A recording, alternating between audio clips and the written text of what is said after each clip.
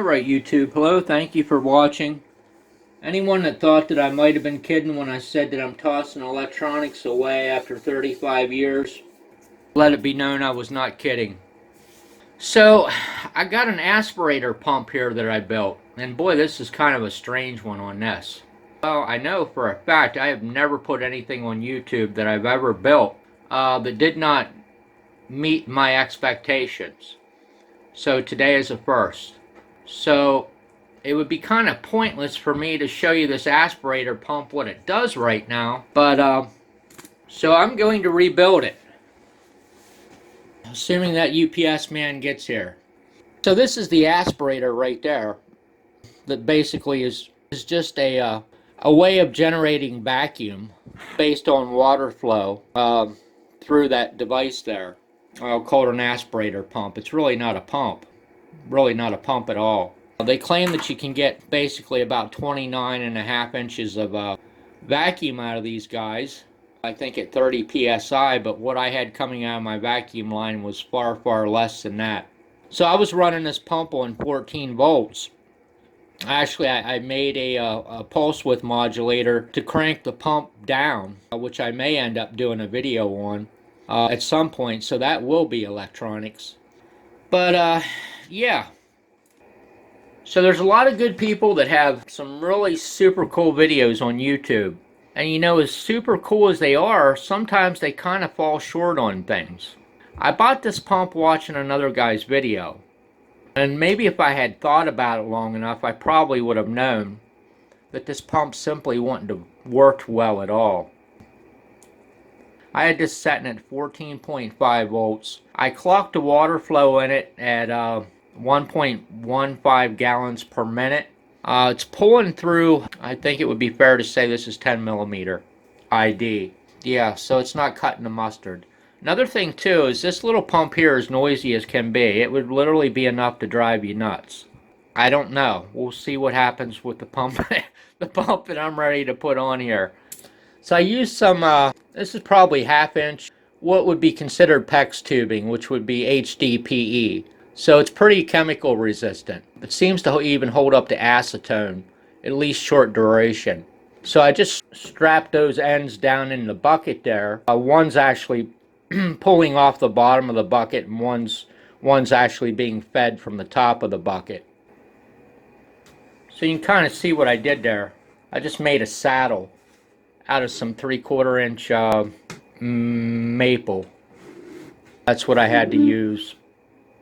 And then I just put it on with some gargantuan tie wraps.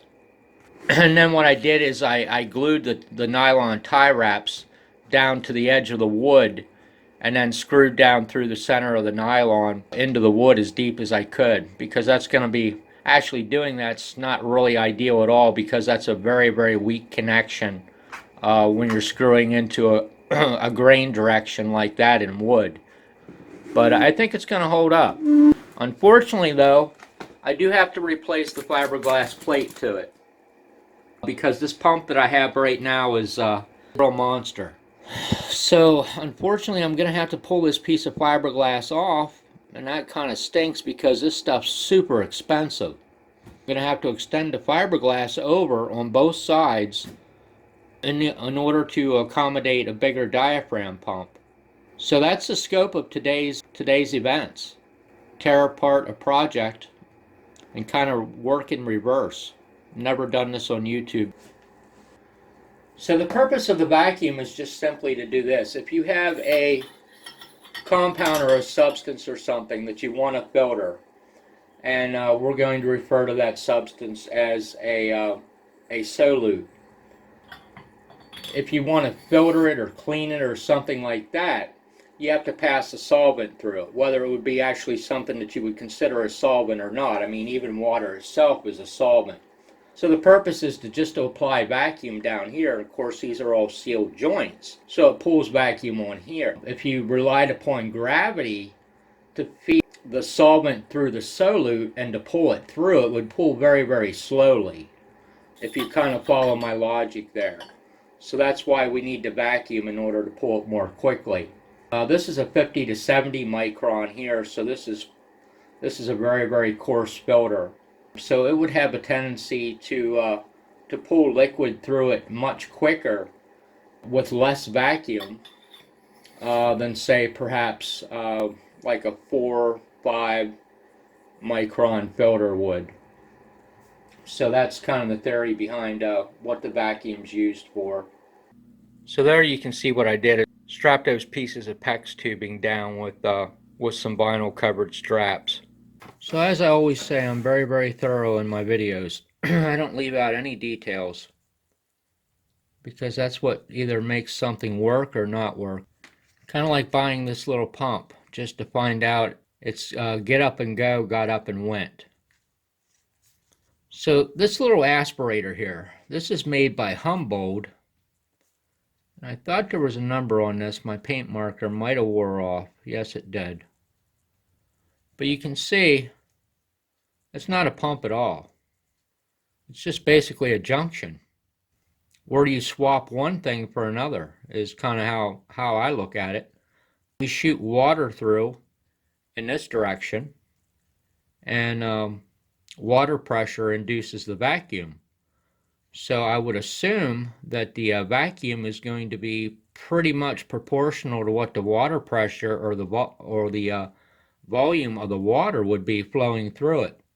And there's just kind of like a little spiral plate in here that appears to spin the water. Some of these are called swirling and some of them aren't.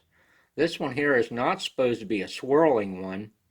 Honestly, I can't figure out what the difference between the swirling and the non-swirling are because I bought both of them and they both have the tornado plate in there. I'm going to just kind of call it a tornado plate because it goes down flat and then it corkscrews to spin the water. Probably kind of hard to see in there, but yeah, that's all it is. It just exchanges water pressure and volume for vacuum. Now I really got to figure out what I'm going to do with this fiberglass plate here. Like I said, man, these things are super, super expensive to buy these guys. I used rubber stoppers on the bottom of this and drilled through them and cored them so that the bolt goes up through the center of them because otherwise the bucket was off balance. And trust me, when I get this new pump on here, this bucket's really going to be off balance. So I'm glad I put those feet on there. I always glue binding posts in because if you don't, they're going to spin on you at some point in time. And this is exactly one of those times that I shouldn't have glued them. So like I said, this stuff here is really expensive here, this G10 FR4 board, unclad. There's only one guy I've found over the years to get this from. I think he goes by ABC Fab in Florida. But unfortunately, he only sells it in kind of small drops, and it's pretty expensive. But if you wanted to get some of this indestructible fiberglass board, he's kind of the go-to guy there. I couldn't get any more of this .187 or .190, whatever it actually amounts to be. Let's just find out exactly what it is. 0.187, 0.185. That all he had was 1/8 inch, so I'm going to have to put another flat plate over top of this. I think what I'm going to do is just take some foam tape to act as a dampening barrier and put between the two plates. I don't know if that might end up actually backfiring and making it noisier or not, because my gut feeling is when I turn this pump on, I'm gonna have a serious notion that I just flipped the switch on something, and I don't want that. I want something to be quiet as I can get it. Generally, if you were strapping a pump to this, generally when you add mass to something, it dampens sound.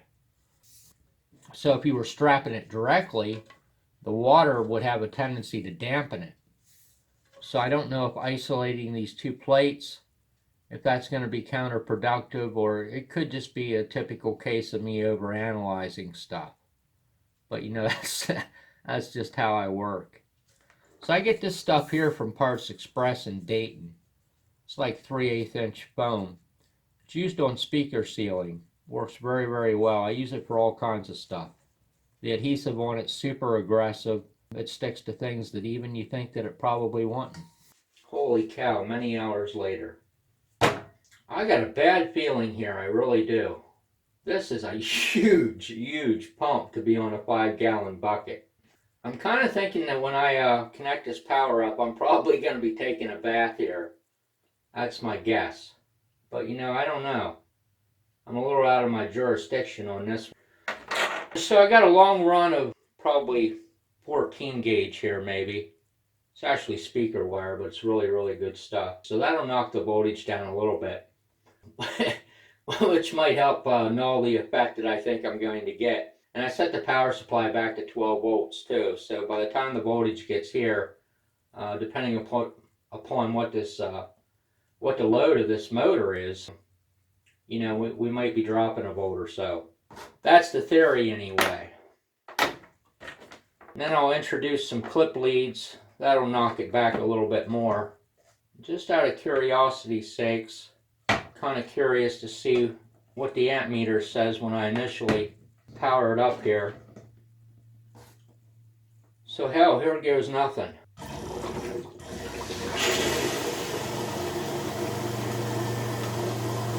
Oh wow, it's drawing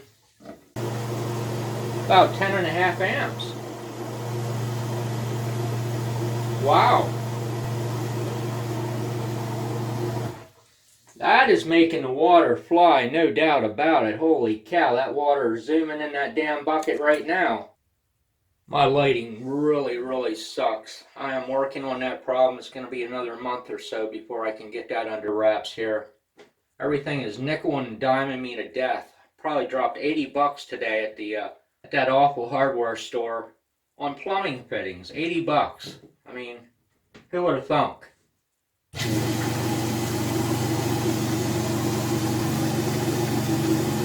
Got some nice turbulence in there. I kind of thought it would all fly the hell out of the bucket, to be really honest with you.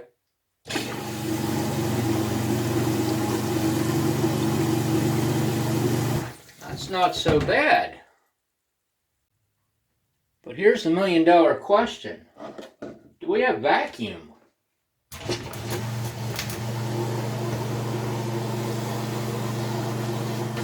Oh yeah.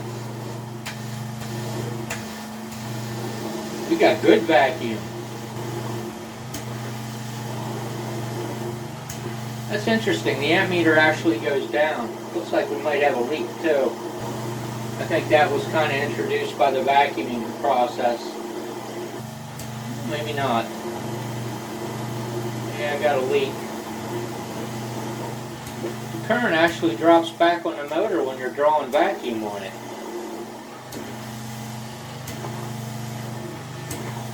Got really, really nice vacuum. Holy cow, I gotta get a vacuum gauge now and I'm broke. So it looks like I got a leak right there where I had the piece of reducer in. Son of a gun, that wouldn't have been my place. I would have guessed would have leaked. Well, darn it. All kinds of vacuum, holy cow. Actually, the current has dropped back from what it initially was when I started it. I'm not sure why that is. It's a little less than 10 amps now.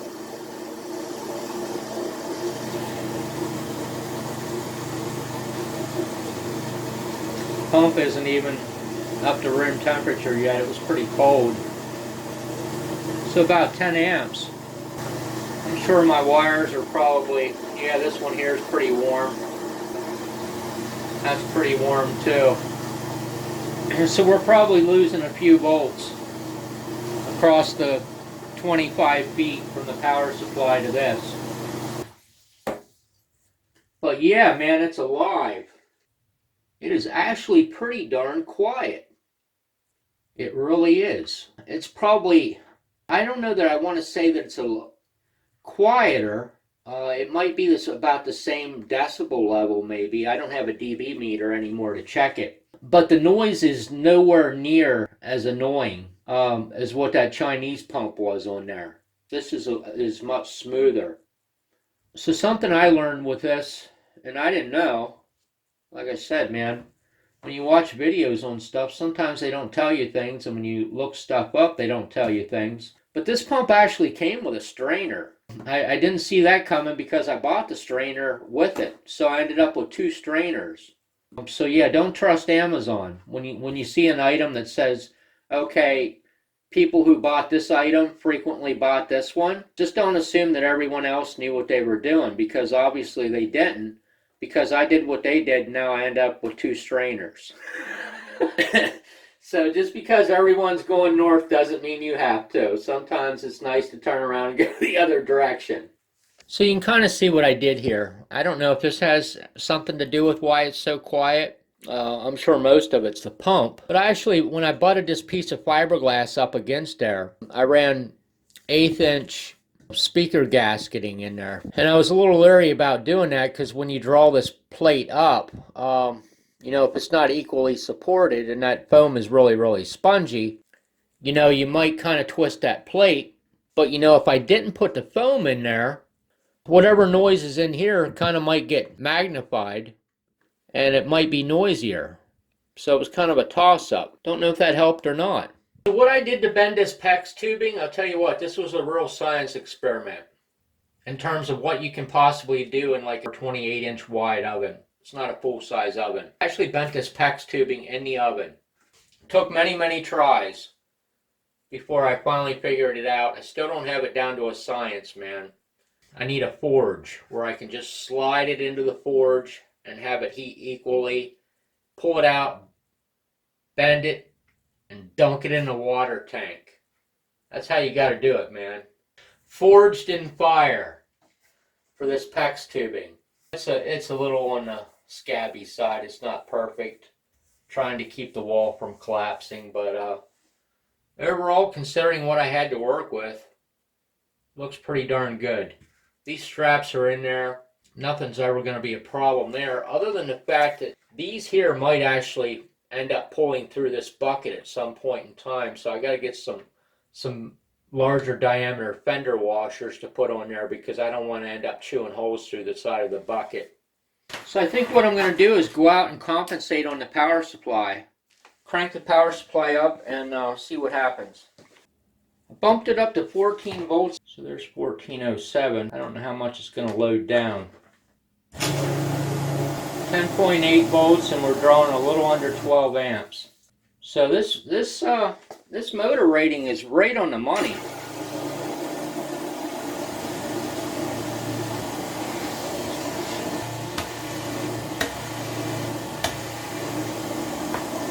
Super nice vacuum.